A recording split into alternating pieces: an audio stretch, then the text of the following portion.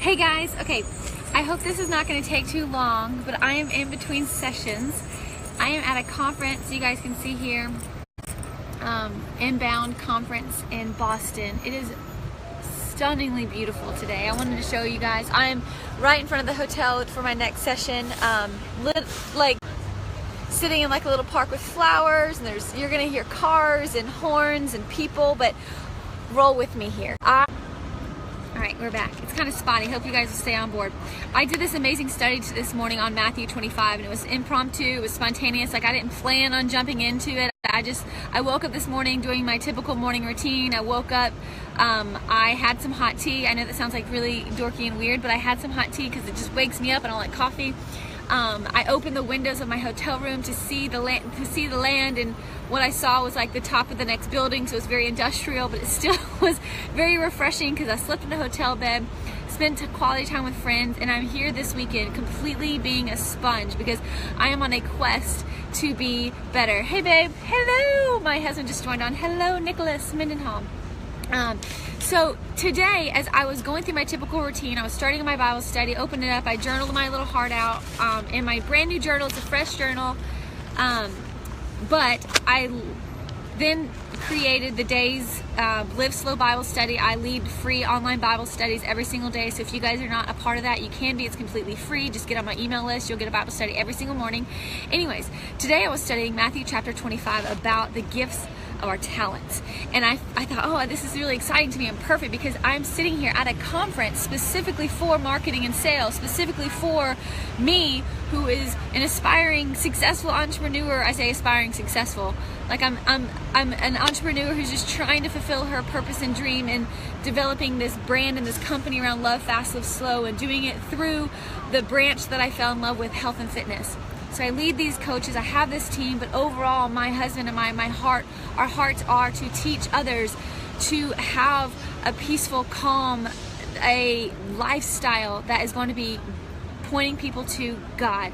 And everything that I do with Love Fast, Live Slow is not necessarily only for Bible studies and only for discipleship, but it's truly just to love anyone and everyone and teach that through my actions. So in the midst of doing that and sharing my mission and trying to learn how to get that mission out there, I wanted to share with you guys Matthew 25. So if like online Bible study is not your thing, you can go ahead and dip out, no big deal. But if you want to stay on board, okay, I think I'm back.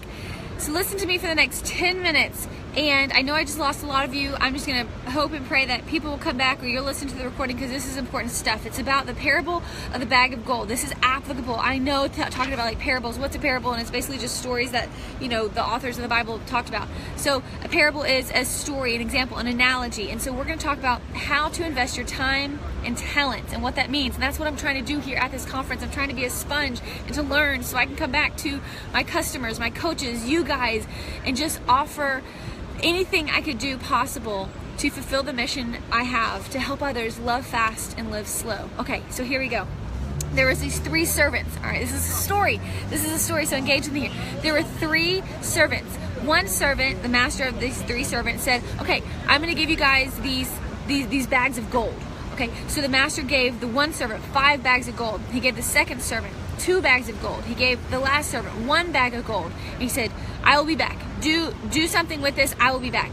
Cool. Okay. First servant. What did they do? It says in the Bible, it says at once he put his money to work and gained back 5 more bags of gold. So he invested that money, he invested that gold, and somehow got 5 back. That could be in anything. But in my mind, I'm thinking, okay, that man must have been really smart, useful, resourceful, maybe was efficient with his time management, didn't make excuses, because it said here at once he put his money to work and gained back 5 more bags of gold. He was very resourceful with what his master gave him. The servant number 2, he went and multiplied 2 times as well. So he went out and multiplied what he had been given twice as well. So he ended up with 4 bags of gold. I'm seeing a pattern here and I'm seeing a trend, and it says it says that the master came back several days later, and he told those two servants, "Well done, my good and faithful servant. I will put you in charge of many things. Come, share your master's happiness." This is what the master told those people who he gave these gifts to, he gave these talents to, he gave these skills to, these passions to. He said, you were smart, you were resourceful, well done. I will bestow upon you more talents, more opportunities perhaps, and I just want you to share in the happiness, because together we see what we've created. Okay. The third servant, he responded in fear. The third servant, who had one bag of gold, he responded in fear. And it says here in the Bible, it says the one with one, he got scared. He hoarded it, dug a hole, and hid the money. And he thought that was being faithful, and he thought that was being good. He thought that hoarding that skill, hoarding that passion, hoarding that thing that has helped him would be helpful for those around him, or would be helpful to his master. He's like, I'm afraid of exposing this bag of gold. I'm afraid of sharing this with anybody. I'm afraid of the risk of losing it. What if I invest it and it comes back and I gain nothing? So I'm going to dig a hole in the ground. I'm going to bury this talent. I'm going to bury this gift. I'm going to bury this gift that I have been given by my master. And it says he was only thinking of himself. He was leading his life with fear. He was only thinking of himself. He was trying to play it safe, and truly he was trying to protect himself from failure. So I love those three examples. And this is the hard part. What he told his master as an excuse as to why he was hoarding this gift, is why he was keeping this all to himself. He wouldn't open his hands and, share the wealth, or he wouldn't invest it wisely.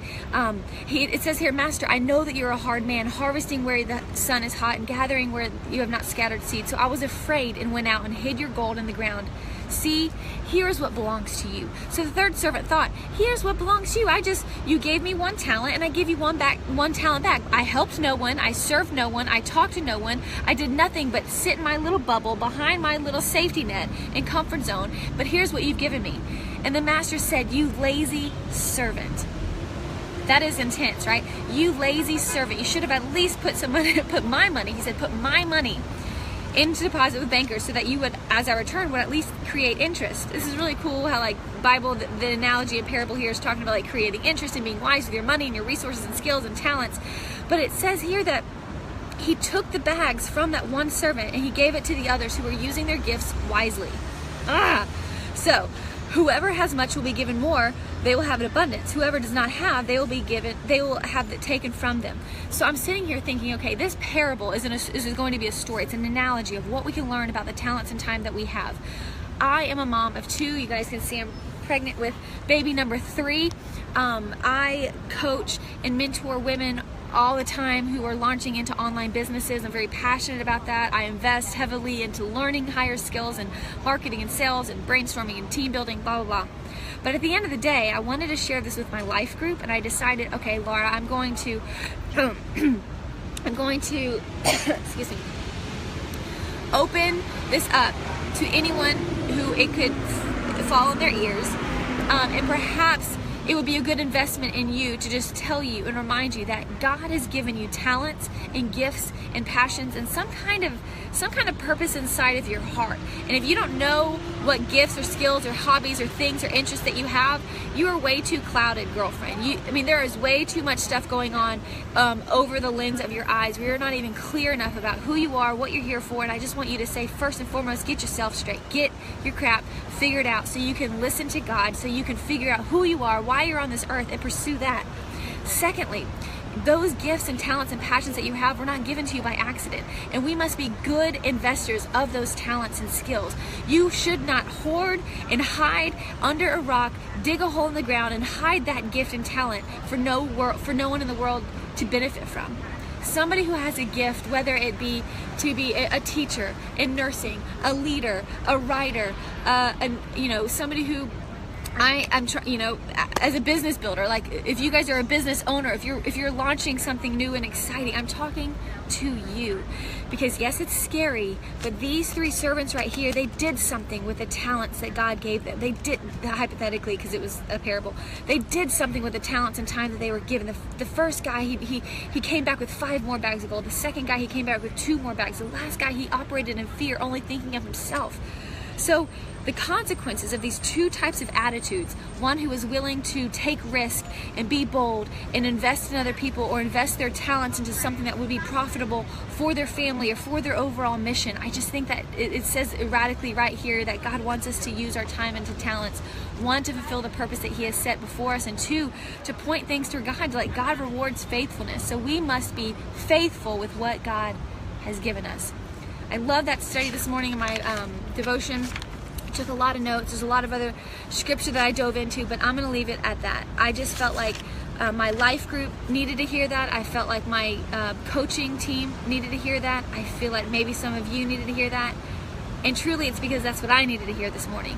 I needed to hear and be reminded that God has given me a passion and a heart for something specific, and it would be disobedient of me and selfish of me if I held it all to myself. So here I am on this quest to share it with the world, to open my heart up, to learn what I can, and to help you uncover what you are here for. And I'm not just going to hoard, love fast, live slow, and say, oh, this is my business. No, no, no. I'm asking you to partner with me in this lifelong journey. Partner with me in identifying what it is you're supposed to do in your life, what it is you're supposed to use with your time, how you're supposed to use your time, how you're supposed to use this passion that you have and help it benefit others as well as benefit you. It's just a transaction of things that will mutually benefit two different parties. I have a hair in my eye. Hello. I'm like being attacked right now by this hair.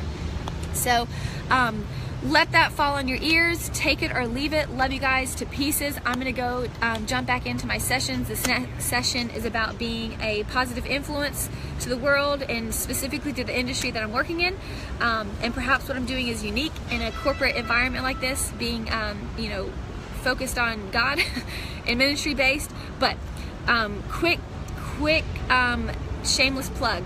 No shame in this at all. I lead this amazing group of women who are aspiring to become physically fit and spiritually fit, and we have linked arms together and created this online life group. There's open enrollment between now and the end of the month, so September 30th is the last day for open enrollment. We have some spots left. October 2nd, Monday, we're going to launch the big fun party. We're going to welcome you to the group. There's a membership portal. There's courses you can take about nutrition and food and faith, devotionals that we start. A lot of interaction in there. Anyways, check out my Instagram stories if you want to know a little bit more about the life group, but you are invited. I know it's hard to one-on-one invite every single person, but just know from the bottom of my heart, I want you in there. If you are a female and your goal right now, you would like to become more physically and spiritually fit, those are the women that I'm working with in this life group. It's an online community group, this life group. It's something that's been a huge blessing for me, and we're about a month old. But it's open enrollment right now. Deadline is September 30th. Can't wait to see who plugs in. I gotta go. You guys think about that. If you want to, I'll post the link below to learn more about the life group so you can dig in and just shoot me an email or fill out the application if you want to apply. Okay?